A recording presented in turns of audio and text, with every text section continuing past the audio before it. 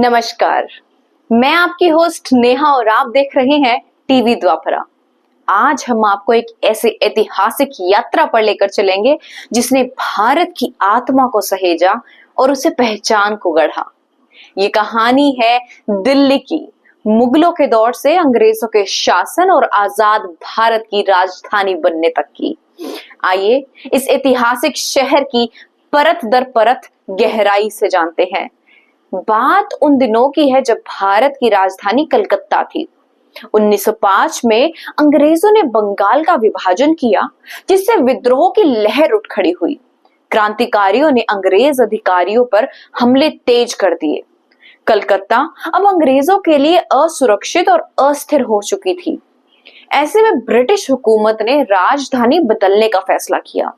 इतिहासकार नारायणी गुप्ता के अनुसार अंग्रेजों को दिल्ली का ऐतिहासिक महत्व समझ आया। उन्होंने सोचा, यदि दिल्ली को राजधानी बनाया जाए तो उनकी सत्ता का एक ऐतिहासिक आधार बनेगा। लेकिन साथ ही अंग्रेजों को दिल्ली के इतिहास से डर भी लगा। उन्हें लगा कि दिल्ली में जिसने भी राज किया उसका शासन ज्यादा दिनों तक नहीं टिकता। 6 साल बाद 15 दिसंबर 1911 को दिल्ली के बाहरी इलाके बुराड़ी में एक भव्य दरबार सजाया गया। इस दरबार के लिए 20,000 कामगारों ने किंग कैंप तैयार किया। किंग जॉर्ज पंचम और क्वीन मैरी के स्वागत के लिए हजारों शिविर लगाए गए और विशेष रेलवे लाइन तक बिछाई गई। दरबार में 80,000 लोगों की उपस्थिति में किंग जॉर्ज पंचम ने घोषणा की। हमें यह बताते हुए गर्व महसूस होता है कि ब्रिटिश सरकार की भारत की राजधानी कोलकाता से दिल्ली स्थानांतरित करती है। इस घोषणा ने सभी को चौंका दिया, यहां तक कि क्वीन मैरी और वॉइस रॉय लॉर्ड हॉर्डिंग को भी इसकी जानकारी नहीं थी।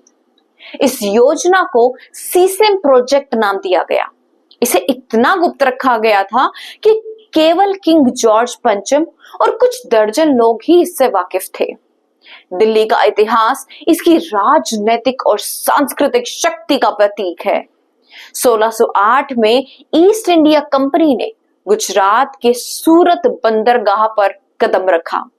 1611 में आंध्र प्रदेश के मछलीपट्टनम में कंपनी ने पहली फैक्ट्री स्थापित की।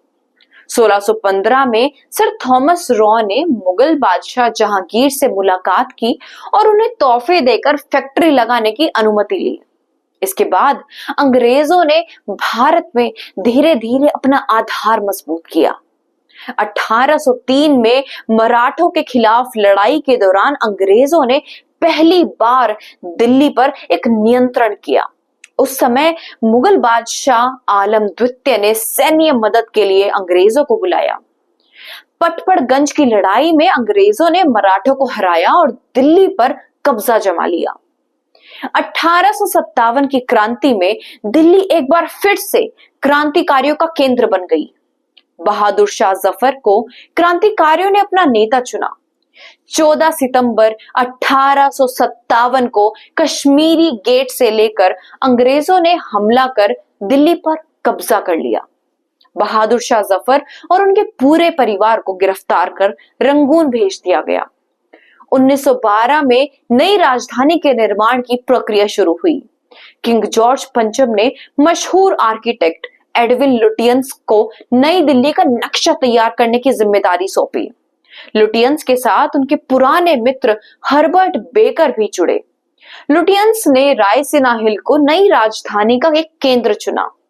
दिल्ली के निर्माण में कई विवाद भी हुए।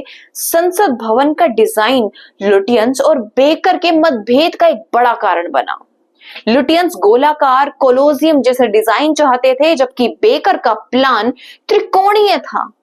अंततः कमेटी ने लुटियंस के डिजाइन को मंजूरी दी। राष्ट्रपति भवन, संसद भवन और इंडिया गेट जैसे भव्य स्मारकों का निर्माण 1931 में जाके पूरा हुआ। नई दिल्ली ने अपनी जगह एक आधुनिक राजधानी के रूप में बनाई। ब्रिटिश शासन के दौरान हर बड़े आंदोलन में दिल्ली ने महत्वपूर्ण भूमिका निभाई। 1915 में महात्मा गांधी दक्षिण अफ्रीका से भारत लौटे और 12 अप्रैल को पहली बार दिल्ली पहुंचे। 1929 में भगत सिंह और बटुकेश्वर दत्त ने केंद्रीय विधानसभा में बम फेंककर ब्रिटिश सरकार को चुनौती दी। 1942 के भारत छोड़ो आंदोलन के दौरान दिल्ली में बड़े पैमाने पर प्रदर्शन हुए। 1945 में आजाद हिंद फौज के अफसरों पर लाल किले में मुकदमा चलाया गया। 1947 में आजादी के वक्त दिल्ली ने इतिहास के एक और निर्णायक पल को देखा। 14-15 अगस्त की आधी रात पंडित नेहरू ने संसद में भारत के पहले प्रधानमंत्री के रूप में शपथ ली। माउंटबेटन ने सत्ता हस्तांतरण की प्रक्रिया को तेज कर दिया और 15 अगस्त 1947 को ब्रिटिश शासन का अंत हुआ। दिल्ली की यह ऐतिहासिक यात्रा इसे सिर्फ एक राजधानी नहीं बल्कि भारत के संघर्ष, बलिदान और गौरव का प्रतीक बनाती है। मुगलों से अंग्रेजों तक और फिर स्वतंत्र भारत की राजधानी बनने तक दिल्ली ने हर मोड़ पर भारत की तकदीर लिखी है।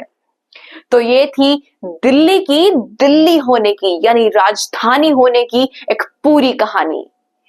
आप जुड़े रहिए टीवी द्वापरा के साथ, फिर से मिलेंगे ऐसे ही अनोखी जानकारियों के साथ। धन्यवाद।